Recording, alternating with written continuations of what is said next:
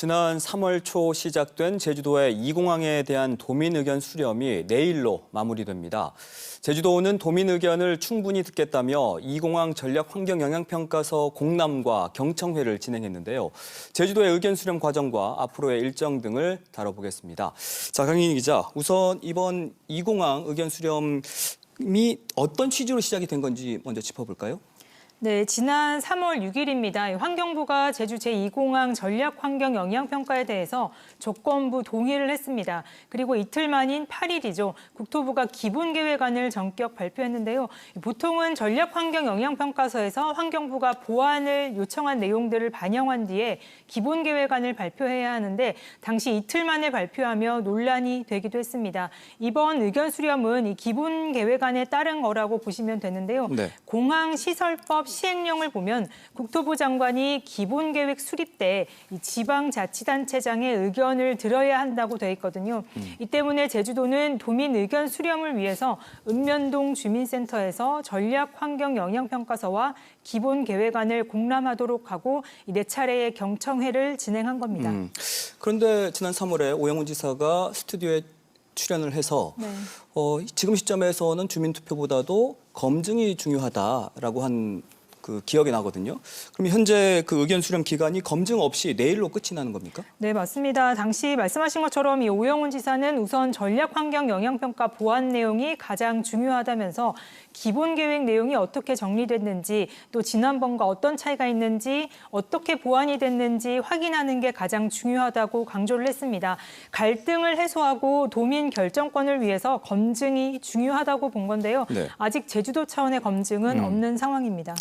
그리고 2공항과 관련한 평가서들을 일반 시민들이 접하기는 쉽지 않았을 것 같은데 실제로는 어땠습니까? 네, 제주시내 한 주민센터를 찾아가 봤습니다. 전략환경영향평가서가 3,000페이지가 넘는 데다가 입지 타당성 평가와 기본계획 수립 연구 용역서까지 6건이나 됐습니다. 공람한 주민도 거의 없었고요. 네. 읍사무소도 가봤는데 접수된 의견은 2건뿐이었습니다. 현장에서 만난 주민들은 너무 두껍고 영어도 어렵다고 하셨고요. 평가서를 보더라도 옆에서 누가 설명해주는 사람이 필요하다고 입을 모았습니다. 4차례 열린 경청회도 사실상 찬반 의견만 확인하는 자리로 끝났다. 이런 평가가 많더라고요.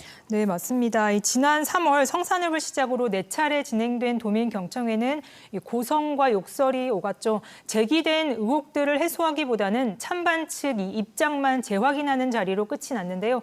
현장에서 만난 도민들의 목소리를 들어보시죠. 네.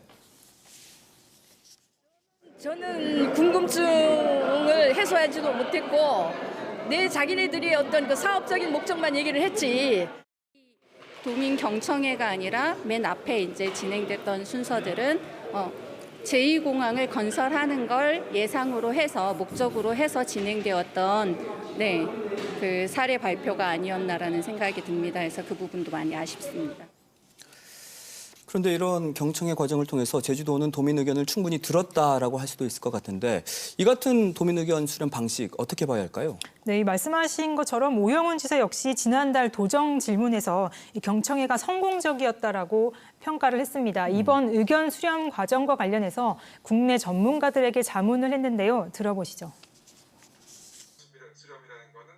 과정에 대한 신뢰가 없기 때문에 결과에 승복하지 못하고 똑같은 이슈로 똑같이 지속돼서 갈등이 일어나는데 초기 단계에서 좀 더 이렇게 정보 공개하고 논의 과정에 투명성 확보해서 시간을 투입한다면 저는 오히려 갈등이 줄어들고 논란이 제기되는 부분에 대해서는 과학적 조사를 하고 정확한 정보가 이제 제공이 되어야 사실 결정을 내릴 수 있는 거거든요.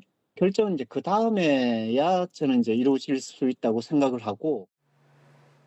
지금의 방식대로 간다면 갈등이 더 커질 수도 있는 상황이 될 것 같아서 참 걱정이 되는데 해외에서는 의견 수렴을 어떻게 하고 있는지도 취재를 했었죠. 네, 영국과 프랑스 등 이 유럽 주요 국가에서는 시민 참여 제도를 활용하고 있습니다. 네. 이들 국가는 행정당국이 사업의 필요성을 알리고 설명회를 여는 단계를 요식행위로 정의하고 있었는데요.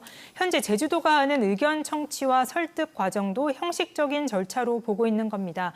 실질적인 시민 의견 수렴과 시민과 이 참여는 행정당국과 권한을 공유한다는 의미로 사실상 검증을 포함하고 있었는데요. 이 제주처럼 경청회 등 의견 수렴까지만 할 경우 오히려 갈등을 부추길 수 있다고 보고 있습니다. 다시 말해서 시민과 사업 결정 권한을 공유해야 한다는 게 시민 참여 제도의 핵심입니다. 그렇다면 해외에서는 어떤 방식으로 검증을 하고 있던가요? 네, 지난해 원자력 발전소 사업을 다룬 캐나다의 사례를 살펴볼까요? 시민들이 전문가 단체의 사업 평가서가 제대로 작성이 됐는지, 문제점은 없는지 의뢰했는데요. 검증 비용은 우리나라 원자력 안전위원회 격인 원자력 규제위원회가 부담했습니다. 공청회에 참석하기도 전에 시민들은 전문가의 도움을 받아서 내용을 충분히 확인을 하고 참가를 하고 있었습니다. 일본의 사례도 살펴보면요. 네. 3.9km 길이의 4차선 도로를 건설하며 오픈하우스란 공간을 마련했더라고요. 이 완성 후 모형과 또 환경에 미치는 영향 등이 안내되고 주민들이 언제든 이 사업자 측을 만나 문제점을 확인하고 의견을 낼 수 있었습니다.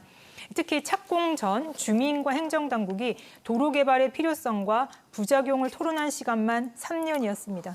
제주처럼 의견 수렴 기한을 정해놓는 게 아니라 시간이 오래 걸리더라도 시민들이 사업 내용을 충분히 이해할 수 있도록 검증을 하고 네, 있었네요. 맞습니다. 그럼 내일로 이제 의견 수렴이 마무리가 되면 제주도는 국토부에 이걸 어떤 방식으로 전달할까 이것도 많이 궁금해하시더라고요. 네, 지금까지 제주도에 접수된 제2공항과 관련된 도민 의견 수렴된 것이 1,480여 건입니다. 네. 제주도는 접수된 도민 의견들을 도내한 전문기관에 의뢰해서 분석할 계획인데요.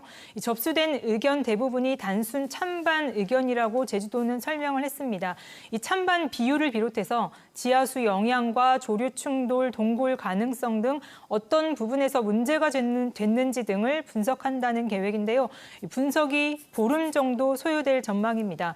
제주도는 이 결과를 다음 달 말쯤 국토부에 전달할 계획입니다. 문제는 이 제주도의 의견이 찬성 또는 반대로 명확한 게 아니기 때문에 네. 의견 수렴 결과만 가지고 국토부가 어떻게 판단할지 관심이고요. 또 이번 의견 수렴이 사업 추진을 위한 요식행위가 되는 건 아닌지 우려의 목소리도 나오고 있는 현실입니다. 제주도가 국토부에 이제 도민 의견을 전달하게 되면 그 다음 절차는 어떻게 되나요? 네, 국토부는 제주도가 제출한 의견에 대해서 예산 협의와 그리고 항공정책심의회 등을 거치게 됩니다. 현재 기본계획안을 고시하기 전에 제2공항 추진 여부를 검토하고 보완한다면 어떻게 할지 확인하는 과정이라고 보시면 되는데요. 국토부 측은 아직 제주도의 의견이 오지 않았기 때문에 내용을 확인한 뒤 앞으로 방향이 결정될 것이라고 말을 아꼈습니다. 한편 제주도 측은 국토부에서 검증은 현 단계에서 어렵다고 한 만큼 제주도의 별도 검증도 사실상 지금 시점에서는 어렵다고 취재진에게 전해왔습니다. 분명한 것은 제주 미래에 대한 도민 결정권은 권리이자 역량의 문제인 만큼 신중하고 공정하게 추진해야 한다는 목소리가 그 어느 때보다 높다는 겁니다. 네, 제주 미래에 대한 도민 결정권 이건 또 제주도가 어떻게 풀어나갈지도 궁금해집니다. 오늘 소식 잘 들었습니다.